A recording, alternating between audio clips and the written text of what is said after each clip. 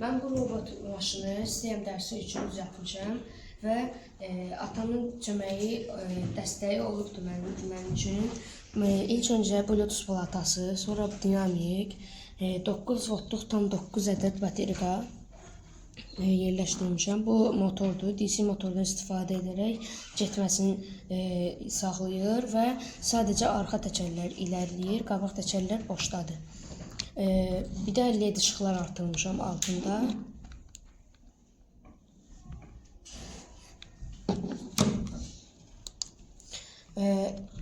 İndi hətta Bluetooth düyməsi budur.